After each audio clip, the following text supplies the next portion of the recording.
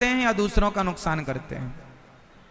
और दूसरों का नुकसान कम होता है, गुस्से में अक्सर अपना ही नुकसान ज्यादा होता है। आप गुस्से में कुछ बोल देंगे किसी को, तो बोल के तो गुस्सा 4 मिनट बाद ठंडा हो जाएगा 2 मिनट में, लेकिन रिश्ते बिगड़ जाएंगे सदा के लिए। इसलिए 2 मिनट का गुस्सा कंट्रोल करना चाहिए। कैसे कंट्रोल करेंगे? आप कहो तो मैं आज उपाय बता दूं आपको। देखो, गुस्सा जो है कैसे कंट्रोल हो सकता है, मैं एक उपाय बताता हूं। जब आपको बहुत गुस्सा आए उस समय क्या करना चाहिए? आपको क्या करना चाहिए? आज मैं आपको एक छोटी सी एक्सरसाइज बताता हूं। यदि वो कर लोगे तो आपको गुस्सा आएगा, लेकिन गुस्सा आपका बिगाड़ कुछ नहीं सकता। यदि आपने मेरी बताई बात मानी तो उपाय बता दूं। गुस्सा कुछ नहीं बिगाड़ेगा फिर आपका। ये उंगली उठाओ, एक मैया ऐसे ना उठाओ, मेरी मां ऐसे करो, इसे यहां रखो। जब बहुत गुस्सा आए तो ये उंगली उठाना है और यहां रख लेना हो, चुप रहना, कोई उत्तर नहीं, कोई प्रतिक्रिया नहीं। अभी गुस्सा आपको है, थोड़ा ठंडा हो जाने दो, ठंडा हो जाने दो। कोई आपको गाली दे रहा है, कोई आपको अपमानित कर रहा है, तो तुरंत उत्तर ना दीजिए। रावण ने सीता मां को चुराया तो राम जी ने तुरंत उत्तर नहीं दिया। समझदार व्यक्ति तुरंत नहीं बोलता। समझदार व्यक्ति वो है जो समझ करके बोले। ज्ञानी मारे ज्ञान से तो अंग अंग भिद जाए, और मूर्ख मारे लाठी से तो फूट खपड़िया जाए। इसलिए ज्ञानी ज्ञान से मारता है। आप अभी हमें गाली दो, हम आपको कुछ ना कहेंगे, लेकिन समझदारी वह है कि आप समय आने पर उत्तर दें, और सटीक उत्तर दें। ऐसा उत्तर दें कि सामने वाला निरुत्तर हो जाए, कोई उत्तर ना हो। इंतजार कीजिए वक्त का, चुप रहिए। एक राजा था। उस राजा के दरबार में सर्दियों का मौसम था, खुले मैदान में दरबार लगा था, मंत्री संतरी प्रजा लोग बैठे थे। एक कोई आदमी आया, राजा से बोला, महाराज मेरे पास 2 हीरे हैं, इन 2 में एक असली है, एक नकली है। यदि आपने असली हीरा पहचान लिया तो मैं आपको वो हीरा दे दूंगा, और यदि नहीं पहचाने तो हीरा जितने का है उतनी कीमत आपको मुझे देनी पड़ेगी। यदि शर्त मंजूर है तो ये खेल खेल लेते हैं। राजा बोला कि मेरे पास 10 जौहरी हैं, और जौहरियों के लिए हीरा पहचानना कोई बड़ी बात नहीं है। हीरे टेबल पर सजाए गए, रखे गए। 2 हीरे थे, एक से वजन, एक सी कटिंग, एक सी चमक, एक सा उनका आकार आकृति, सब एक सा। अब बड़े बड़े जौहरी आए, लेकिन वो हीरे को पहचानने में असमर्थ हो गए।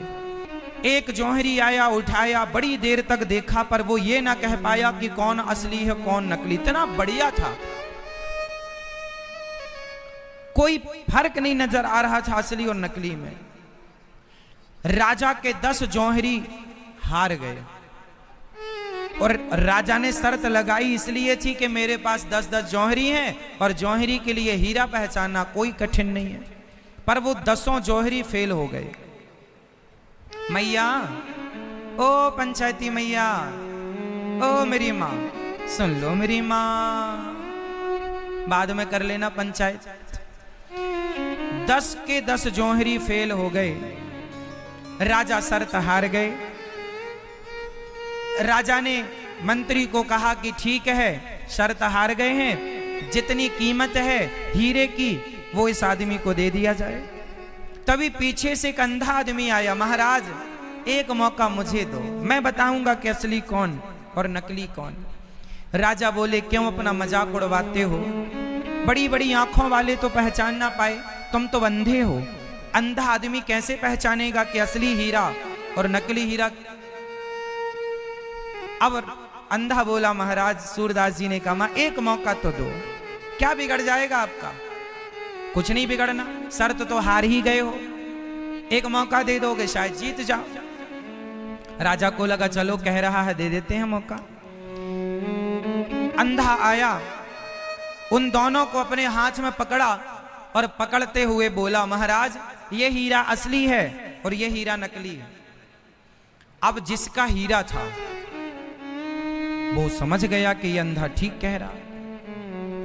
अब सारी सभा सारे लोग आश्चर्य में डूब गए, महाराज ये अंधा। राजा ने जौहरी से पूछा क्यों, ये सही कह रहा? हाँ महाराज ये एकदम सही कह रहा, ये असली और ये नकली है। अब राजा बाजी जीत गए, पर सारी समाज को अब ये जानना था कि इस अंधे ने कैसे पहचाना।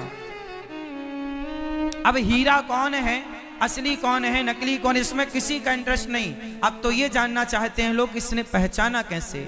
लोगों ने पूछा, उस जौहरी ने पूछा जिसका हीरा था, उसने कहा भाई तुम तो अंधे हो, जो बड़े बड़े जौहरी ना कर पाए वो तुमने पल भर में कर लिया, कैसे किया?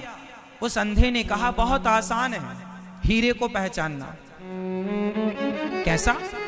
बोले ये हीरे बड़ी देर से धूप में रखे हैं, बहुत देर से ये हीरा धूप में रखे हैं और धूप के कारण जो गर्म हो गया, जो गर्म हो गया वो जो गर्म हो गया वो जो गर्म हो गया वो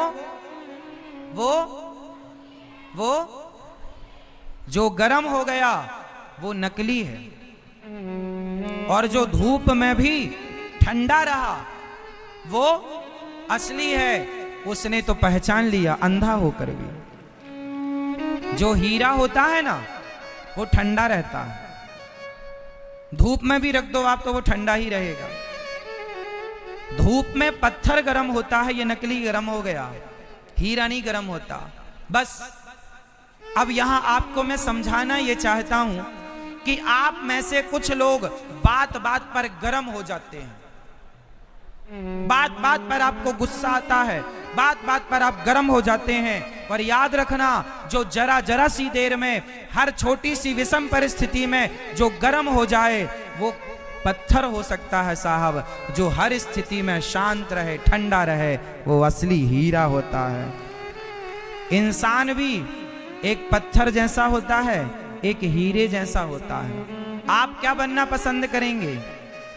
हीरा? तो हीरा ठंडा होता है, और आप लोगों ने अभी हाथ उठा के बताया कि हम गर्म हैं, गुस्सा बहुत आता। जिसको गुस्सा बात बात पर आए, नाक में रखा, मतलब ये सब पत्थर है, नकली। नकली गर्म होता है, असली गर्म नहीं होता। भगवान श्री कृष्ण ने 100 गालियां सुनी फिर भी गर्म नहीं भये, फिर भी जोर से। असली हीरा है ना कन्हैया। भगवान शंकर को भरी सभा में ससुर ने गालियां दी, गर्म नहीं हुए। क्यों? असली है। असली हीरा, असली लोग वो होते हैं जो बात बात पे गुस्सा करे, वो नकली।